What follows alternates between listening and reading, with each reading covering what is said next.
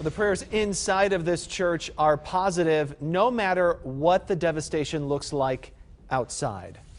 The sirens in Beaver Crossing sounded off 1 week ago tonight, just before an EF3 tornado tore the town apart. Good evening and thanks for joining us tonight. I'm Justin Pizzera. And I'm Megan Matthews. Massive piles of debris are scattered all over the city. Now that the shock has settled, folks say they're just lucky to be alive.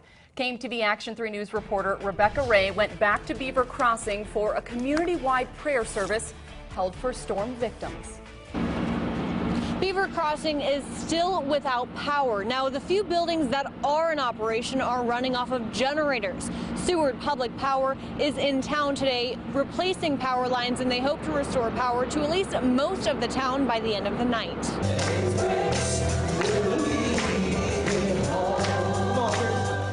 Just as they sing every Sunday, gospel hymns ring out of United Methodist. While the words are the same, the service is different. Today, this church has no denomination. An entire community rejoices together. It's been remarkable.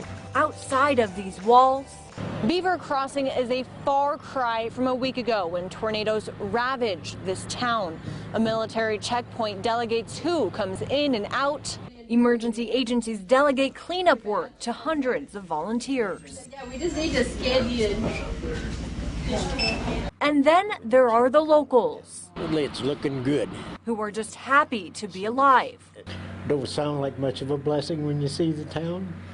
You see all the torn up stuff and it just don't, it don't seem like God's blessing, but it had to be. As Ed Munsterson shows us his water-damaged apartment. The roof came off the building and then the water started getting in on the second floor and then it found ways to come through. He can't help but count his blessings. There's a lot of people in this town that feel the same way, that God took care of us. Ed's lived in Beaver Crossing since 1989 and has no plans to move away. He can't say the same for his neighbors. I don't know if it'll ever be completely the same. It's hard to rebuild after something like this. One friend he can count on, Jim Byard. The storm happened Sunday night, and first thing Monday morning, there are just crews and crews and crews of people, pickups, trucks, bulldozers. Byard sits on his stoop, astonished by the 7 days of improvement.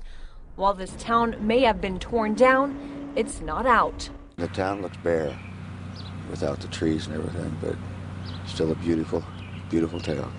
The Nebraska Emergency Management Agency will be at a town meeting here at the community building Monday at 6 p.m. They will answer any questions, and NEMA will be in town through Tuesday. But once they leave, cleanup will be in the hands of residents.